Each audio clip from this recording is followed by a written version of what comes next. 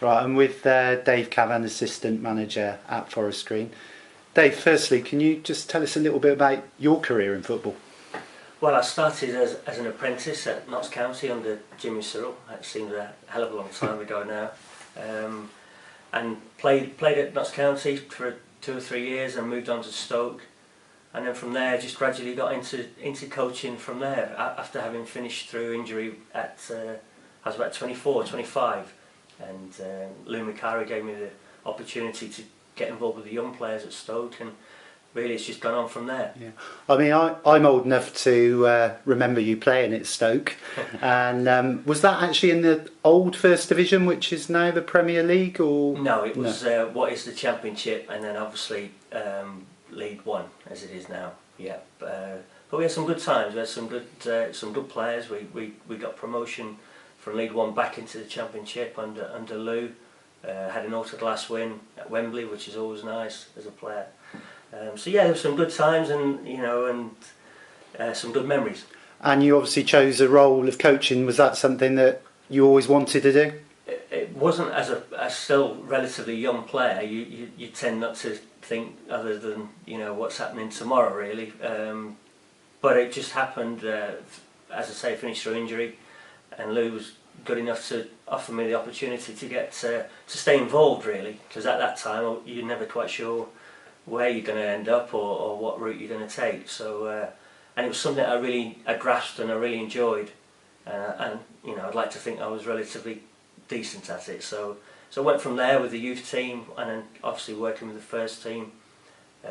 Lou had moved on at that stage, but sort of progressed through, and we ended up getting again promotion from League Two into the League One into the Championship with Stoke as first team coach. So that was another good memory. You had a brief spell as caretaker manager at Stoke, I understand. That's right. That didn't go well. We lost all 4 games. It was a tough time at the football club, but it was a great experience, and you learn a lot from it. Yeah. And then you were on at Notts County at one point. I think you were assistant manager. Yeah, I left Stoke to go to Burnley as assistant manager, and then I eventually, after 3 great years at Burnley, thoroughly enjoyed it. I had the opportunity to go back to my first club, really. So I went back to Notts as assistant manager, and that was a very up and down sort of period for the football club. It wasn't the club that I'd left a good few years before, but obviously I had the potential, and obviously at that stage, after keeping them in the league, really, that was the aim at when we first went in, which we achieved, myself and Ian McParland. We had what we thought was a never-ending cash flow of money, but obviously, as everyone knows, with Sven and Tord and everything, that wasn't the case. So that was a strange old period, but quite exciting in some ways as well. You've got a vast experience, really, and I know at one stage you were academy manager at Stoke, so you've worked with the older ones and then the up and coming ones of the future. Absolutely. Like I say, when I started with the young players, which going from 12s upwards, really, because it was at that time at Stoke, you were doing everything pretty much. So yeah, I'd like to think a good grounding at all levels with all age groups. Yeah. So when did yours and Adi Pennock's paths cross? Just before really I finished. I had Tony took me to Bournemouth on loan from Stoke at the time, and Adi was at the club.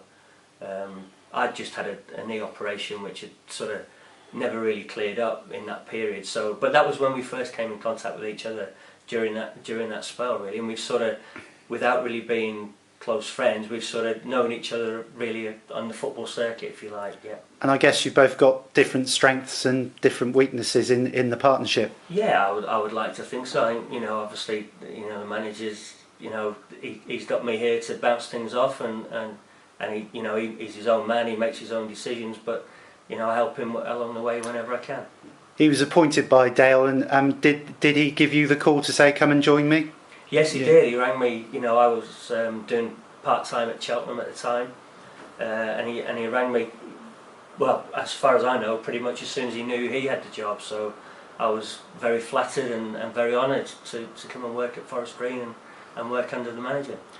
You've been here for a number of months now. How have you felt during that time, and how are you enjoying it? Yeah, thoroughly enjoyed it. It's a good football club. There's a lot that we'd like to try and improve, which obviously we're sort of making headway into.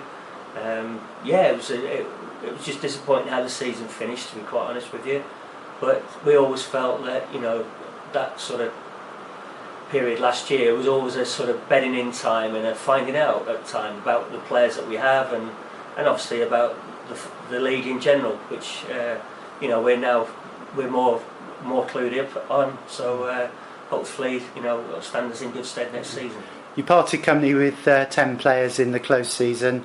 3 have come in. We had 3 in a week, so that was quick business. Yeah. Next season's all about is the chance for you and Adi to really put your stamp on it. Yeah, absolutely. I think any management team they'd tell you that coming in any league, any season midway through is always difficult. Really, with the games, you don't really get that time on the training ground to really nail down the type of work you want to be doing due to the matches. So pre-season's vital. That's a real important part of the calendar for us, and hopefully that'll set the stall then for hopefully what will be a good season for us. The players go away with obviously their set training programs. Do they have specific ones for specific players, or is there just a general program? Yeah, there's it's more of a general program, but obviously there'll be 1 or 2 lads that have something more specific. The keepers, for example, and obviously maybe 1 or 2 of the boys that have had injuries. So theirs will be slightly tweaked, but generally, the lads will work towards that program, and they'll come back in good shape. As I said before, 3 players have already come in. It's been a quieter week this week.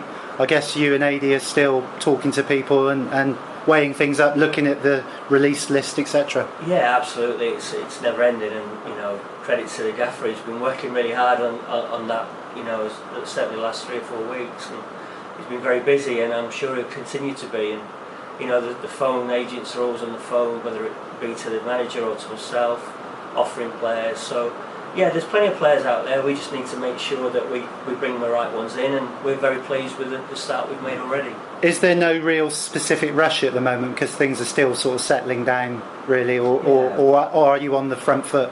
No, I think you're keen to get your work done and know where you'll be, but there's every chance we'll still be adding to our squad as pre-season progresses. So there's no rush, as long as they're the right players and the right characters. That's the important thing, that we want to bring the right type of people to the football club. Okay, smashing. Thanks, Dave. No Cheers. problem.